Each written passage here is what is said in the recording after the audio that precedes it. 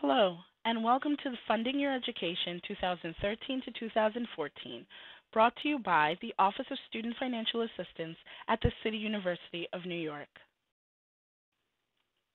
What is financial aid? Financial aid consists of funds provided to students and families to help pay for direct and indirect college expenses. It can be offered in the form of grants, scholarships, loans, or employment. What is cost of attendance? Cost of attendance is made up of direct costs, such as tuition and fees, and indirect costs, such as books and supplies, transportation, and personal expenses. This combines into your total cost of attendance at an institution. It will vary widely from college to college based on the tuition and fee charges, as well as the cost of living by area. What is the expected family contribution, or EFC? It's the amount a family can reasonably be expected to contribute towards college costs. It stays the same regardless of college, and it's based on two components, the parent contribution and a student contribution.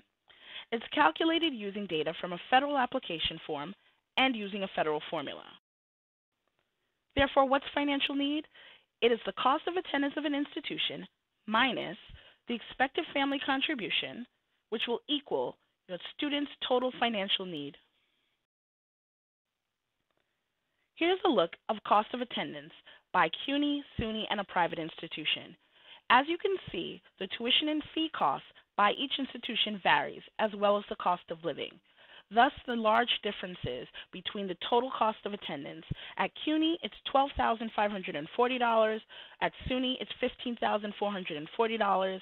And at a neighborhood private institution, it's $48,146. This is the difference between cost of attendance for a commuter student commuting from home to a campus. Here are some types of financial aid. We have scholarships, grants, loans, and employment. Scholarships are made up of monies that don't have to be paid back by a student or their families. It's usually awarded on the basis of merit, skill, or some unique characteristic. Are also funds that don't have to be paid back by a family. It's usually awarded on the basis of financial need, and the largest grant that exists is the federal Pell Grant.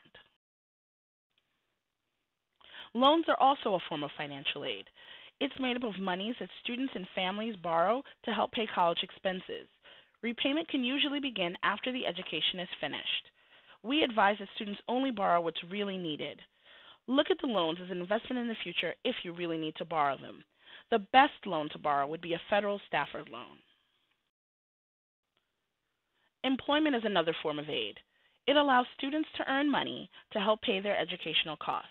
It could come in the form of a paycheck or some form of non-monetary compensation, such as room and board. The best form of employment is the Federal Work-Study Program. Let's talk about the sources of financial aid. We've got the federal government, the state government, colleges or institutional aid, and private sources such as outside agencies. The federal government is the largest source of financial aid. They award monies based on the basis of your financial need. Every year, students need to reapply for federal aid money by completing a FAFSA, or the Free Application for Federal Student Aid. Here are some common federal aid programs. We've got the Federal Pell Grant, Federal Supplemental Education Opportunity Grant, or SCOG, the Federal Perkins Loan, Federal Work Study, subsidized and unsubsidized Stafford loans, and the Parent Plus loan. The Pell Grant is the largest grant, and it's entitlement aid. It's based on the student's EFC, or expected family contribution, and their enrollment status. A student must be in a degree-seeking or an approved certificate program. They also must maintain good academic standing. For 2013 to 2014, the maximum Pell Grant is $5,645 per academic year. State aid may also be available. Students usually have to be a resident of the state for which they're applying for aid. The monies are awarded on the basis of both merit and need, and it uses the information first off of your FAFSA and then will have an additional state application. New York State has an excellent grant program known as the New York State Tuition Assistance Program, or TAP. The cost to apply is $0. Students can apply directly from the FAFSA to the TAP website of www.hesc.newyork.gov. Students are advised to reapply each year, and you must complete a FAFSA prior to doing your TAP application. This is money that's allowed for New York residents at New York schools. The award range is anywhere between $500 to $5,000 per academic year. So how do you file for financial aid? First, you do the free application for federal student aid, or the FAFSA. It's a standard form that collects demographic and financial information about the student and family. The best way to file is online, and it's available in both English and Spanish. The FAFSA will take the information reported to calculate the expected family contribution of a student. Colleges use this EFC to award financial aid. For the 2013 to 14 academic year, the FAFSA can be filed as early as January 1, 2013. Colleges may set their own priority filing deadlines, so it's advised that you check with your schools. Filing the FAFSA on the web provides families with the option to use the IRS's data retrieval tool. This will pre-populate the FAFSA with information directly off the tax return. It also provides detailed instructions and help for common questions. And you also have the ability to check the application status online. The Federal Student Aid Personal Identification Number, or FSA PIN, will be the way that families sign the FAFSA electronically. The website to apply is www.pin.ed.gov.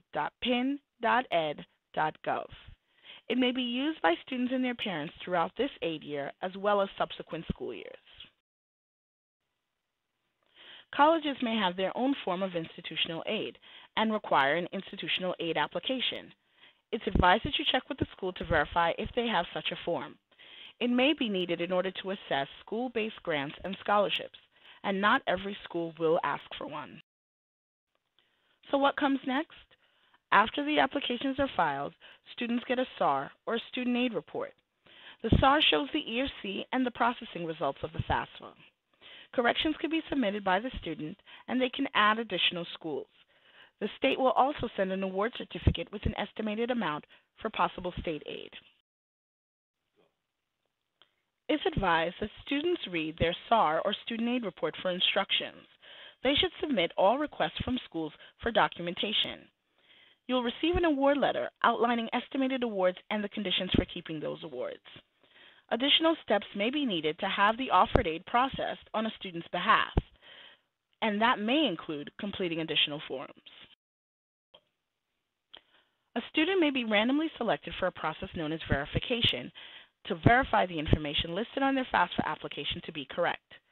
If so, the school will contact the student for them to supply any of the following: a federal tax transcript for themselves and/or parent, W-2 forms for themselves or their parent, a verification worksheet, and a statement of educational purpose.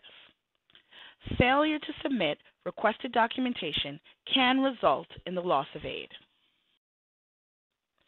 Here's a list of some of the websites that we talked about in our presentation. Please review these sites for additional information that you need. We've also gone ahead and listed a few scholarship searches as well. Good luck in your college process.